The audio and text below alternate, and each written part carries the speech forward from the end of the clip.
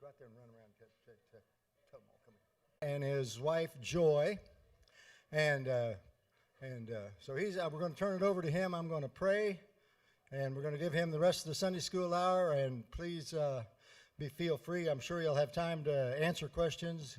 Has a display out there to look at, so make sure you get your questions answered and enjoy this time of listening to the missions that we can be involved in. So let's bow for prayer. Heavenly Father, we are thankful for this day, for the gorgeous weather that you have given us, for the opportunity to gather in the name of your Son, Jesus Christ, to be together, to worship together, to learn together.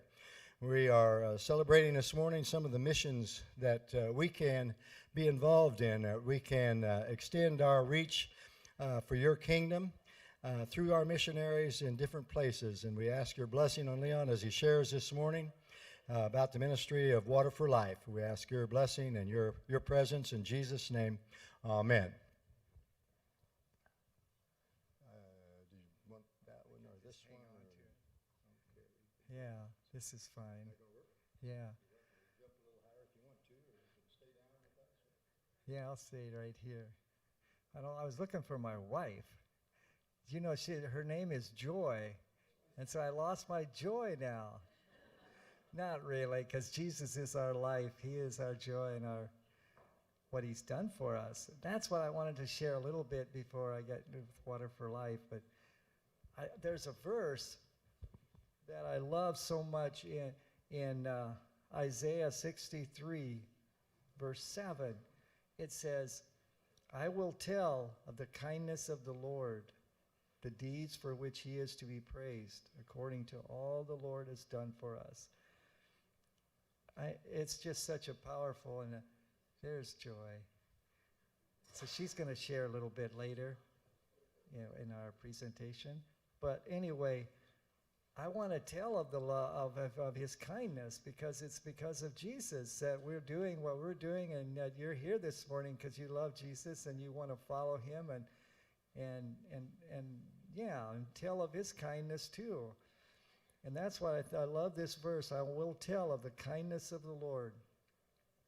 And I'm just so thankful for each of you and this congregation, that you had have a compassion to help people and want to, to be helpful and to see the needs of others around the world. And so that's what Joy and I, we have, we've been living down there for a long time with our children, and then after they grew up, then we went back again later. But what I wanted to tell you is that when we were down there, when we lived with the people, they come to us. You're living right in there among them, and you see every need. You see them, and they come to us with these needs and help us with this water and help us with things.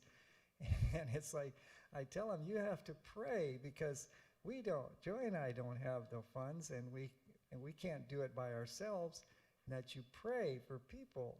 And so then it's kind of like, now Joy and I are come back to America, and we're here, and we're crying out to you people and tell the other people, help us. And it's like, whatever. It's because of Jesus, so that we want to help. We see a need, and you hear of the need, and then that's when you want to help too.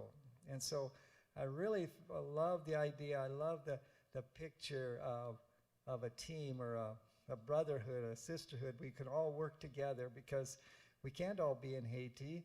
We can't all be down there. But we need people here to pray, and that people can go, or that can support it. And we're so thankful. Well, I get going here a little bit. We'll see in the pictures. I'm so thankful for the team of Haitians that we have that can keep the work going while we're here.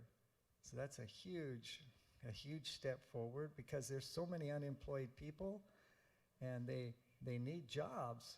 They need things. And so, but it takes time to teach them how to drill and how to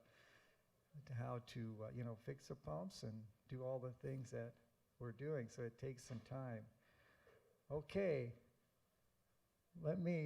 I'll stand off the side here a little bit so I can see. So this is kind of the beginning. We'll kind of go through some of these pictures and hopefully give you an idea of the need and also of what we're doing and our goals are and what we want to accomplish. Because my dad was a well driller, and that's why we knew how to drill wells. We knew about water. And it's like we didn't know maybe how to build a lot of houses or anything, but when we went down there, when Dad went down first, he went to help them with water. And water is like one of the most important things. Besides Jesus, you need Jesus. He is the living water. But after that, for your body, you got to have water. You can go without food for a while. And Dad, I have to tell you this a little bit. It's kind of like when you pray for the food, we pray for food, say thank you, God, for this food before we eat it. And we hardly ever say thank you for the water. The first thing you do when you're done eating or praying, you take a drink. It's just, anyway, that was kind of a thought that we thank him for the water too when you thank him for the food. But water is really, really important.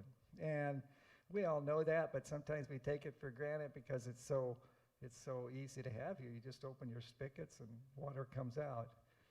Okay. So here, this is just a picture showing you there's Miami, and down here is Haiti. It's just a small little country, but it's not even that far away. But wow, it's got a lot of needs, and here's the Dominican Republic. This kind of gives you an idea of where it is. Okay.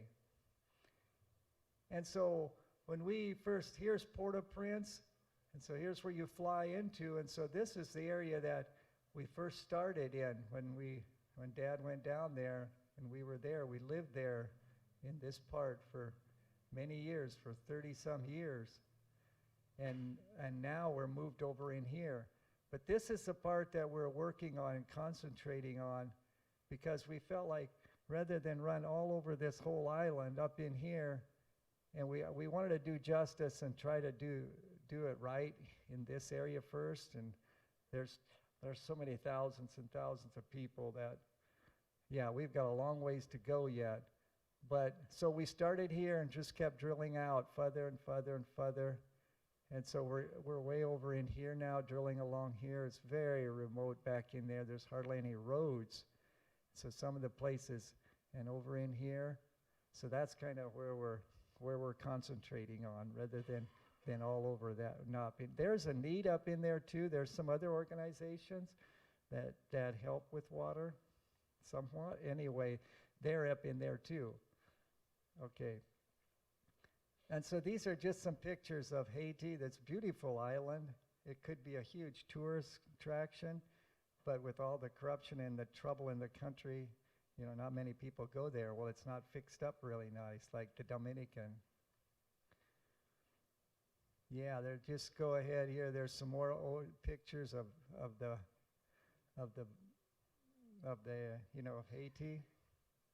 This is some pictures of rural Haiti. Okay, this is a market area, and that's a street right there, a road, and that's why if we gotta, this is our truck right here. You gotta go back through there to get to where the well is, and so this is just a picture of market on that day when you gotta toot your horn and you gotta go through there. They don't get mad or anything; they just let you go through there, but you gotta go slowly. Okay. And here's a girl just washing her clothes by hand there at the stream. That's what they do. And there the girls are carrying their stuff home after they wash them. Some children, the children carry the water a lot. See their little buckets and their little gallon jugs. They're going to the well. They're coming back. They learn how to carry them on their head. Yeah. So this lady, we see that a lot. Well, they teach the children early how to do it, but that's about, I think 5 gallons are like 40-some pounds. And I see them a lot of times when the ladies are walking, they'll stop and visit with each other. And it's like, man, I'd get home in a hurry with all that heavy weight on your head. But anyway, they're used to it. And there's not many chiropractors there either. You get their shoes. They don't have, they don't have these nice arch shoes and everything, you know. It's amazing they don't have more back issues. Okay, here's kind of the process when a village wants a well. When they want a well, they have to come to us and make a request, because we don't just go drilling anywhere around. They come to us and then they ask us, can you come and drill? So there's like, man, they got a whole like 300 more requests right now. So anyway, then we send out a representative, and he goes out there and sees what's the need, you know, what's it going to look, how many people are here, and where are you getting your water now? And all this kind of does a research rather than just come out and then, okay. And so he goes out there, then this is what he finds sometimes. I think this was at a tree, a root of a tree there. Them are roots. Anyway, she's getting some water out of there where she has been getting water. Okay. And here's another place they're dipping water out of a hole there. And here these little children dug a hole and dip it out of there. See, all that stuff, when they do that, well, you know, it gets them sick. They just get malnutritious, and they're not very good health. So here's a little boy. There has to have been a pipe somewhere coming, has a little bit of water coming. He waits to fill that gallon jug up. These are some of the things that we find when we go out and see, do you guys really need a well? Or where are you getting your water now? So here they're washing clothes below that, and then they're bathing. So then this is our representative here. He's with us, and so he goes out and he talks to the people, and then they decide, we're going to drill a well in a certain spot there where all the people can come to use the well. And then that guy that owns that piece of land right there where we're going to drill the well, somebody owns that land. It's not a government. Usually it's kind of close to the road. But so then the people have to all agree, or the owner has to give that land. It's about 20 foot square where we would put the well on that spot, and then he signs a paper that he gives it to the people, and the police sign it and everybody, because if we don't, then maybe in a number of years he'll say, oh, that's my well because it's on my land. And so then we have the people, they sign it. And some of the locals there, they can't sign, and so we just took a picture of them they just take their fingerprint, you know, for a signature. Okay. Yeah, and set it there. It's on there now, and other people have signed. Sometimes some can't, but that's just sometimes they just put an X. So then here's the policeman. He hasn't dressed like a police, or there's Kazakh. They have certain authorities that sign it also to make it real official, so that we don't have trouble with it later. So then that's when we sit down with them, and that's a time when we have these meetings with them, a number of meetings with them, but we can share Jesus with them and tell them who we are and what we're doing. We're not just a government group, but that we are here to help because of what Jesus, God's love for you.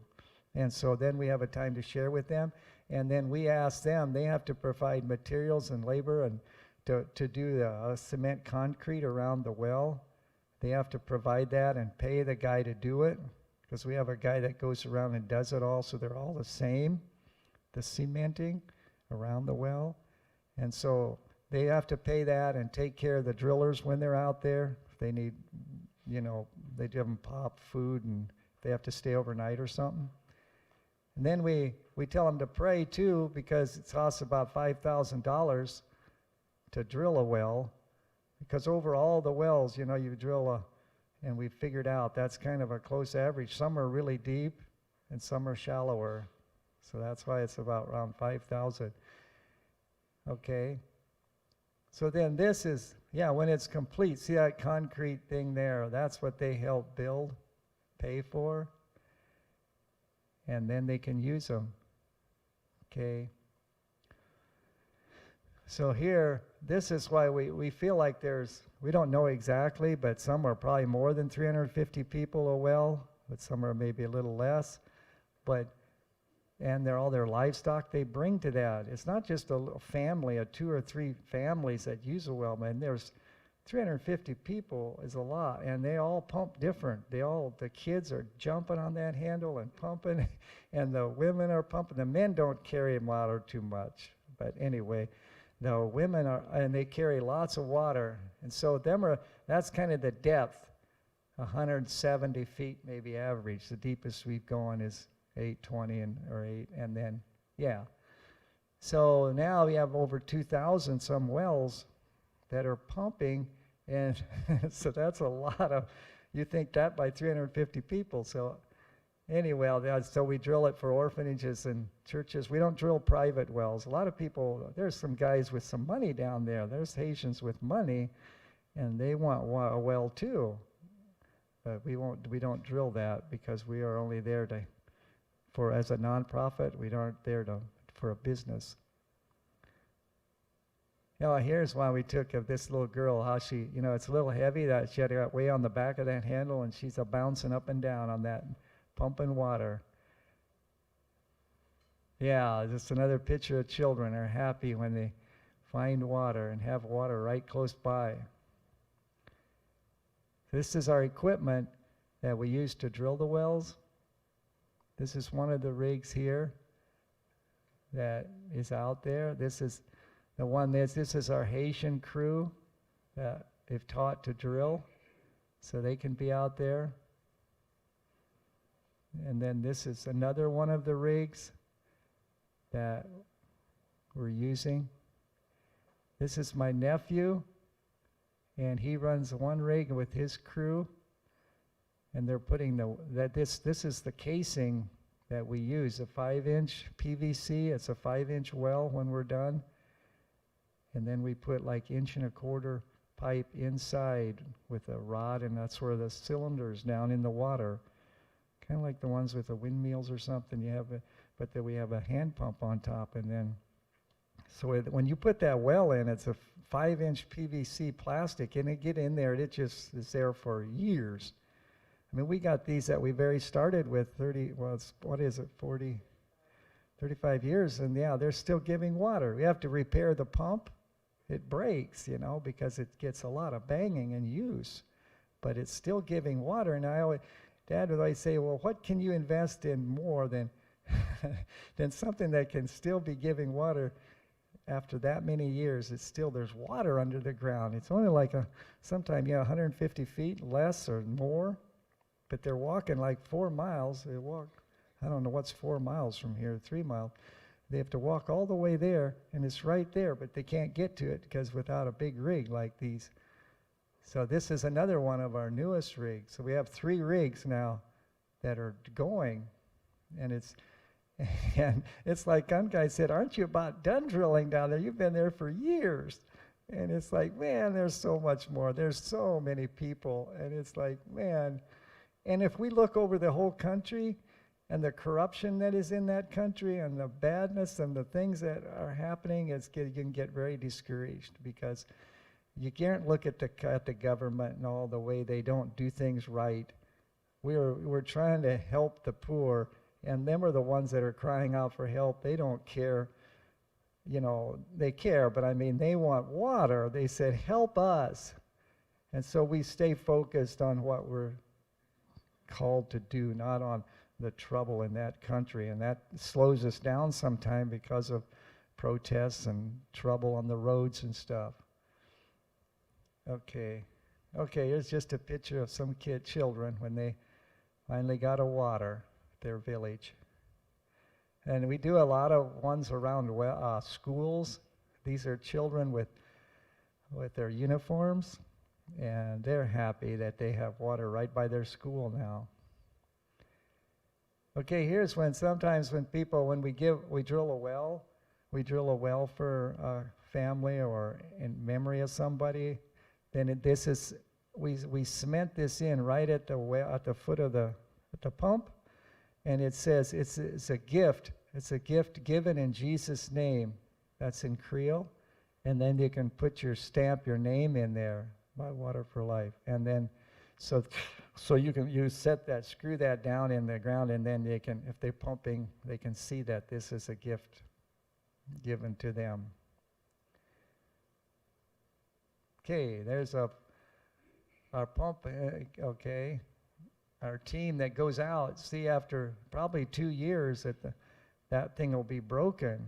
Either the leather's way down in there is going to be shot, or the cylinder has got wore, and I got parts on the back of the table that you can see. The handle has wore, the bearings are shot, because they just go, and if we don't repair them, that's why Water for Life mostly got started, is because we want to repair the pumps.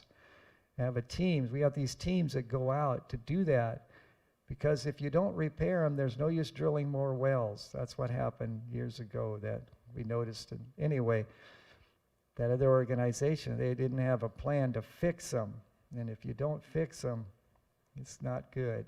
So we got these teams. They take the heads off and supplies. They bring them back to the shop. We repair them, repaint them, refurbish them, and then they can take them back out. Yeah, these guys here.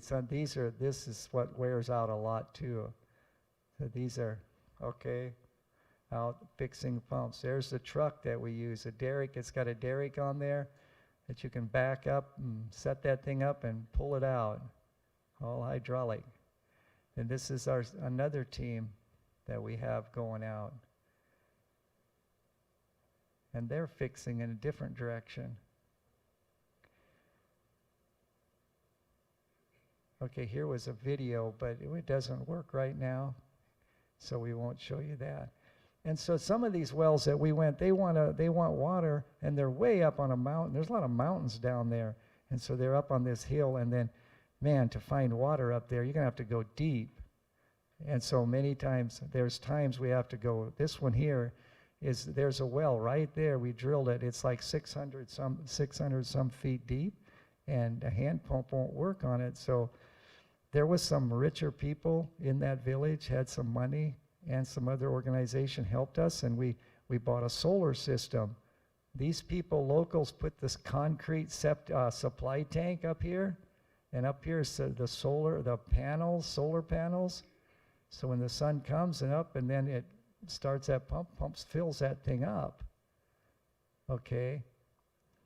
And then right down here, then you open the valve, and then they can come and fill their buckets. So that was a huge solution to that problem, but it's more money. It costs more to do that, but it's a huge blessing for them village, that people up in there, to find water. Then when we were in this village where we started many years ago, then there was water under the ground, but there didn't rain hardly ever in that area. It was very dry, desertish, but the good soil and everything. And so then when we drilled the first well, man, there's a lot of water, only 120 feet down. And through that, the people, we started an irrigation. We drilled a 10-inch well. Right there's a 10-inch well. And then we put this big turbine in, 6-inch turbine. You guys know about that out here, probably irrigation more than we do in Iowa. But anyway, so we have 5 of these irrigation wells now. And so the water, okay. And then, it comes out of this is going out into somebody's land. It's a 6-inch that aluminum pipe, and they lay that out down to their land. And they dig that all by hand, them ditches, and then they'll plant banana trees on there, or whatever, corn or whatever you want to plant. But it gives them a lot of work. See, these are banana trees. And then they were running all this aluminum pipe, carrying it all the time. And so we laid about 5,000 feet of this 6-inch PVC down way down through the fields. And then we brought up some valves. Okay, these are some valves we brought up so that they could hook onto them and go over to their fields and their gardens. They don't have big fields like we do here, or, gardens, maybe 10 acres. Or 5 acres or less. And so, okay, this is just an elbow showing you it comes out at that valve, and then they hook on their aluminum pipe and go. and most of it is, you know, like in a ditch, they dig ditches like you seen earlier. So these are just some of the gardens after they, you know, when they got water. This is coming from Iowa. I didn't really understand a banana tree, but they have plantains, banana trees, and bananas like we eat. They're like the same, but this is a flower that comes out. That's just where they're starting. Them are starting bananas. Okay. Here's some. They're getting bigger. See, this flower is opening up. Till you got all these hangers. These are hangers of bananas, and they turn up. They don't turn down. Anyway, so that makes a nice big hanger for that farmer, and they can, you know, make some money that way, and they can help pay the fuel to pump the water. And these are some more farmers that are like a co-op, or, you know, they all working together to help each other, and so they're very happy, very thankful, because now they can work and they got gardens and they can do something besides just, well, most of them around that area where this is they're fishermen, because there was nothing else to do really, so they fished. But now the young guys are out, growing banana trees, or lots of other things too. Okay, I'm going to have Joy. That's some of our drilling but Joy's going to tell you about our school. In this village where we started, a school now. Hi, everybody. It's good to be here. Should I stand up here? Okay, like it says here, we started in 1989. The people kept coming to us once we were living back there, saying, please, please, please, can't we have a school? They did not have the funds to begin anything like that. So finally we agreed to have a school for them, first grade through sixth grade. So for many years, that's what we did, first grade through sixth grade. And in the very beginning, many of the teachers barely had, you know, if they had passed sixth grade themselves, they were allowed to be a teacher. So there just weren't that many possibilities. Today, all of our teachers are qualified people.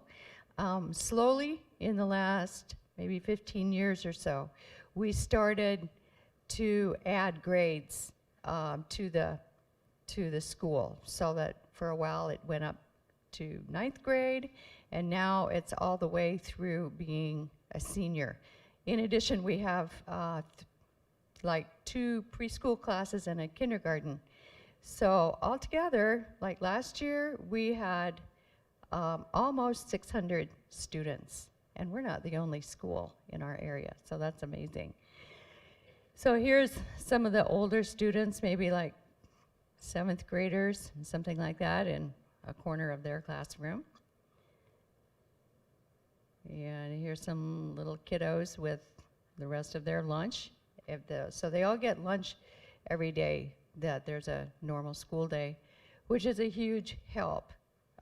Otherwise, there's plenty of kids who would only get a little bit of something at home. So it's a huge help to their parents when they know that their children get to eat that day.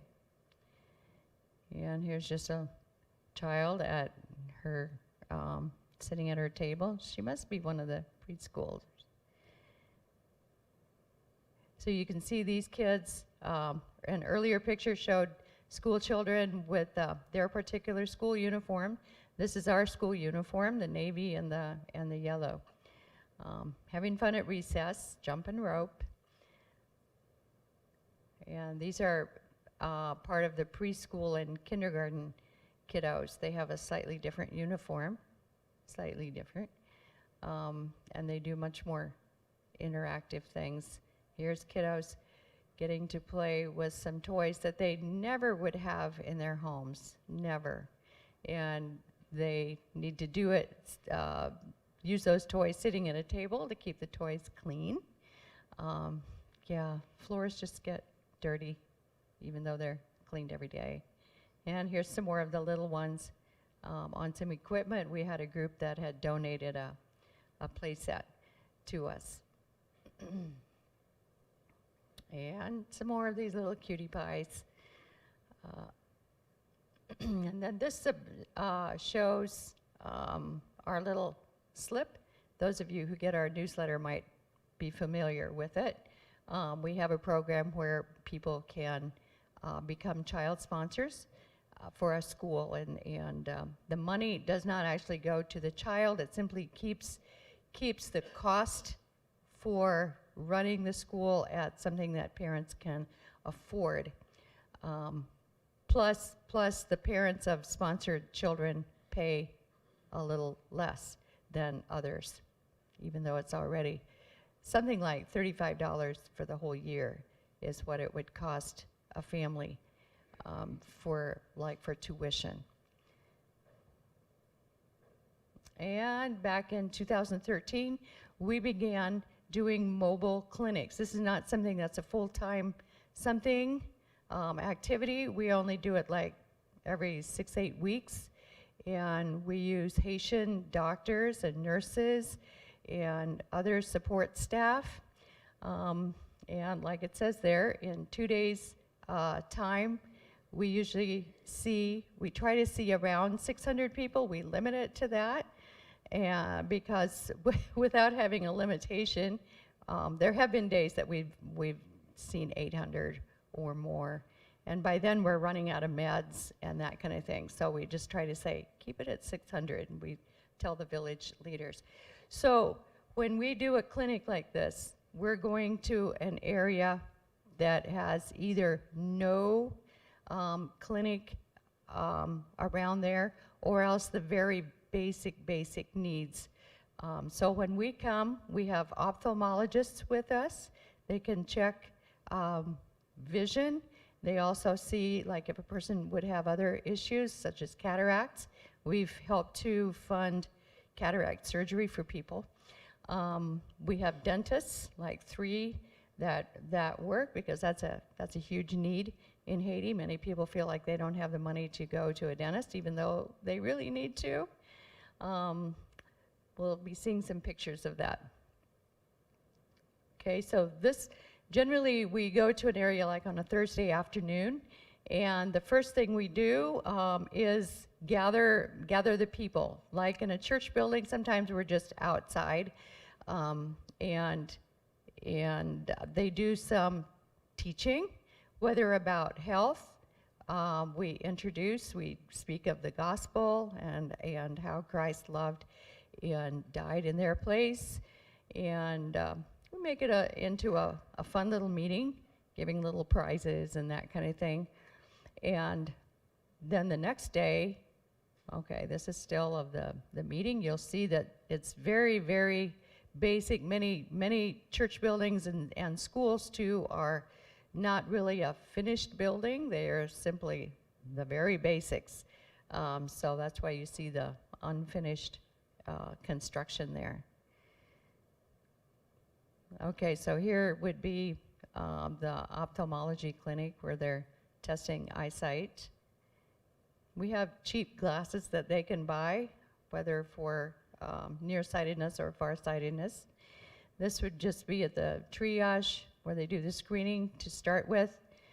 People can choose which doctors they need to see that day based on what their needs are. Like if they can see, oh, you already have high blood pressure, well, you need to see an internal medicine person, that kind of thing. But a woman, for instance, could go to the gynecology clinic, and she could go to the eyesight one if she has vision problems, and she could go to a dentist, that kind of thing, which takes a bit of time because there's lots of people.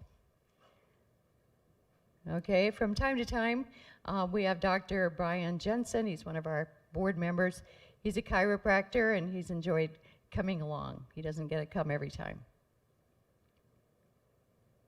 And once again, here's a sort of a waiting on the doctor. I don't know if you remember way back in the day, there used to be a little plays that little one-room schools would put on called Waiting on the Doctor. Okay, well, people like that, waiting. Okay, here's a line. They're standing there. It looks like they have papers, so that's probably they're waiting to deposit their little papers with the pharmacy, so we can round up the medicines that they need. And here's an ophthalmologist again, and another one. So, you know, like here, this is outside under a little gazebo area. So whatever's available is what we have to use. This little girl was born with cataracts, and so she wasn't even able to go to school because she couldn't see. So her mama was just overjoyed that her daughter was able to gain eyesight because we funded the surgery for her. And here's one of the dentists, Dr. Finney. Pulling teeth is one of the main things that dentists have to do because the teeth have gotten in such bad condition. But lately we have started to also do cleaning and some simple fillings if they're not going to take several trips to the doctor. You know, if it's simple enough, why they can fix it right there. Next picture. Yeah, so here we have 3 dentists all at work. Sometimes I think there's might be 2 actually working, and one is getting numbed up, so he's ready for actually having his procedure. Whatever you see there, whether the lights, the dental chairs, the autoclave, the supplies, fan, all those kinds of things, they take electricity, the fan, the lights. So we bring not only all those supplies that you can see and equipment, we have to bring our own generators because there's no local electricity. So it's quite a deal when we go on these clinics. Here's Dr. Winnie. She's seeing, she's an OBGYN, and she's seeing a pregnant lady. There you see a little portable sonogram machine that she has with her. And one of the things that we like to supply mamas with, of either newborns or maybe they're in their 3rd trimester of pregnancy, and we give them what we call a baby bundle that has things for babies in it, including diapers and shampoo and that kind of thing. One of the newest things that we've started doing at our clinics is a screening and treatment for pre-cancerous cervical lesions on women.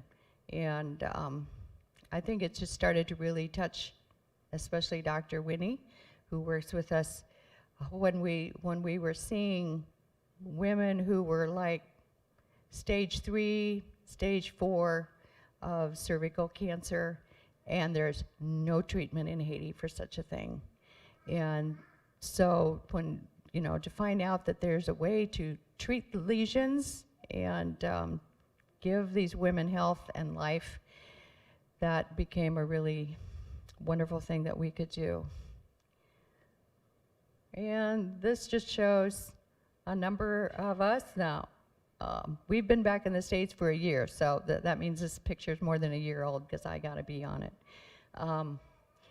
There's usually like 25 of us that go. So you go to a different area and you have to have a place to sleep, you have to eat. Somebody has to haul water for us so that we can bathe while we're there.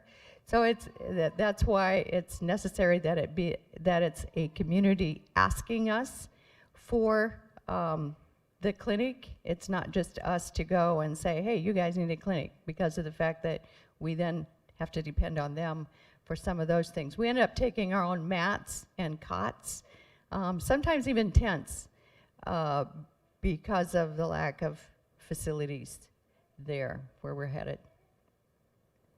These are 2 trucks that had been donated several years ago, praise the Lord, and they haul our things, our 2 generators, all the medications that we provide, and all the equipment and supplies. They're always loaded to the max when we head out.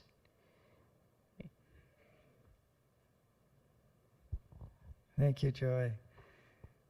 Yeah, and if anybody is interested in them coming to the mobile clinic, we'd love to have you come and be a part of that. You know, when we go and do one, you could come out and help. Sometimes it's, if you need, if you're a doctor or something, we need to get a translator, or if you can help in the pharmacy, can do that kind of stuff too. But we'd like people to come and help with that. And and also them baby bundles you was talking about, I wanted to add a little bit there. Sometimes there's churches that like to make baby bundles. We have a list of stuff that goes in them. And so that's always a blessing to the village people, or, to these people. The mothers are very happy with that.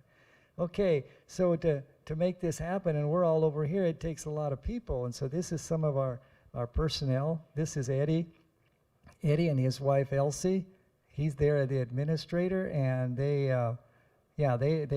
we worked together for many years now, but Joy and I are over here in the States right now. But anyway, we've been together, and he does a wonderful job doing the administration. He's an American passport or American citizen, but he is a Haitian also. So both of them, he lived in America for a long time, but he felt God wanted him to go back and help. So he's helping now. And this is Pastor Bollier and his wife. They are in our guest house in Port-au-Prince. And this is his Dr. Winnie. She's in charge of the drilling program and heads up the clinic. Well, there's Joy and I. Now we're based in Iowa. And now this is my nephew, Troy, and he married Haitian, and this is their child together. He's been there for 13 years now, and he does the drilling. So this is the staff. This is Joy and I. That was taken before we came back here. And so we're very, very thankful for each of these, that they can keep going and doing these things because they live there and they know the culture and they know, it's their home. And they have jobs and they can run the well rigs and do the fixing and the administration. So now Joy and I are over here. The board asked us to come back here to America because my brother-in-law that did work in the office, he retired. And so the board asked Joy and I to move back here to take care of the office, to do fundraising, and to get all the supplies down to them because they need well casing, they need parts, they need tires, they need all kinds of stuff to keep things going. And so I'm sending that down. We some things that are emergency, there's a missionary plane called Agape, and they will fly our stuff over for many missionaries. They fly our mail over and some stuff that's necessary, and other stuff we put in a container, and then we fill up the container full of stuff, all kinds of things. Well casing, huh? Yeah. Just casing and well drilling supplies, bits and all kinds of things, and then we send it over. And so that's how we get the big stuff over. Man, time is running. Okay. And this is our board. There's 9 of us from Ohio, Indiana, Pennsylvania, Nebraska, Haiti. So it's a lot of different denominations. They're not all Mennonite, so that's kind of neat because we can all work together to make this a very wonderful thing. Okay, I will go through this kind of fast. This is our office. We're right there in Haiti now where we are. We moved to, and that our guest house. When you come there, you can sleep in there, and we have okay. And then they're down below. There's like a cafeteria or a kitchen. And that's our shop now that we put up so we can work on our equipment and put the stuff in there. And that's the one. We put it at the end so you can see that fresh water coming out. And that's the end of the last picture there.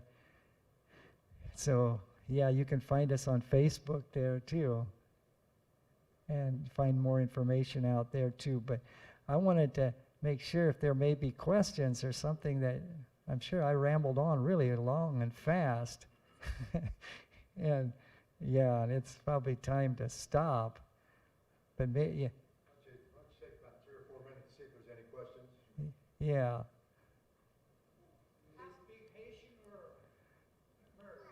Yeah, they speak a dialect of French called Creole. And so it's not English, you have to learn the language when you go down there. And so that's kind of a challenge, but so we learned it now because we've been there a long time. How has COVID been there? Has it changed in the last year? Well, it's by the grace of God. It hadn't been too bad, but now we're just finding out in the last month or so that it's really been coming back strong now. It's a variant something from Brazil, they think. And so that's happening along with the UK variant. So that's changing things up rapidly. Yeah, so that's what's really serious because they live so much on a pile or really close together, and their taxis and their transportation, they're on really close. And so, yeah, things can spread fast. But they have that issue. They don't like their president that's in there now. And so they want to kick him out. But they go at it a different way somewhat. I mean, they're very violent, and they start roadblocks and, well, some of that we've seen here in America, actually, busting stuff up, but they do that a lot. So now they're starting to kidnap people for money because it's a way to make money. And so that's why you got to be careful. And it's just so much trouble like that in the country. And so, but out where we're working, it hasn't been so bad. And there's months that are worse than others. But normally we can get around and go do our work.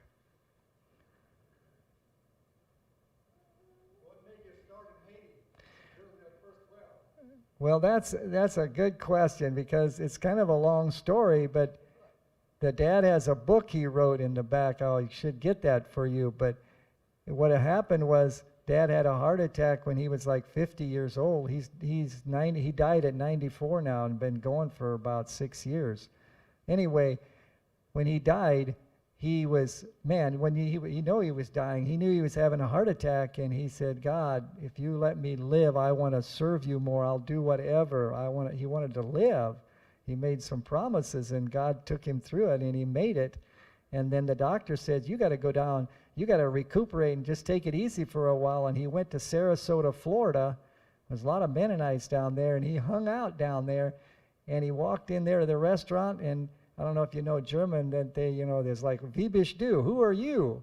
They all want to know, who are you? You're a new guy coming in here to this restaurant, whatever. The guy's all hanging around drinking coffee. And so he told him, I'm a well driller from Iowa. Oh my goodness, they said, he said, we got a well rig down in Haiti, and there's nobody to run it. This was back in 73, wasn't it? A long time ago for some of us. Anyway, and so they said, and Dad said, well, I just had a heart attack. I can't go down and help now. Oh, they said, you just sit under the tree there and you show us how to run it. It was a cable tool, the plunger, boom, and it wasn't a rotary like we have now. And so anyway, he went down there, and he showed him how to run it, and he drilled the wells. That was like 2 weeks or something, and he came back. He was never the same, and he knew, God, this is where you can use me to help with water, because I know how to drill, and we can help with water. So that's what he did. He helped them, other different organizations, and drilling wells for them. He would go down in the winter, come back, go back and forth. And then when he went back down again the next winter, the wells he had drilled, the pumps were all busted. And then he got so, after 10 years of doing that, he got so discouraged, he said, there's no use drilling more wells. He's going to quit. He said, God, I thought you wanted me to drill these wells and help, but everything keeps breaking and nobody's fixing them. Through that, Water for Life got started. I could tell you how that got started too, but good question. But that was a fast story and a little bit. Thank you so much for everybody for listening, and for this church. The support you all give us here is amazing, and we're so thankful, because without all of us working at this together, we don't get nothing. We wouldn't get her done. So if you want more questions, we can talk back at the table. We have a display there. Thank you so much.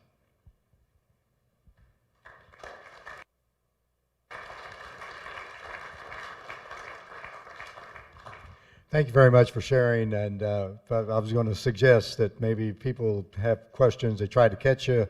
You're going to be here for a little bit to speak during the church service for a little bit, and after the service you'll be around, so take time to ask questions and get to know them a little bit. We're glad to have them with us, and I think we better go and get ready to come back.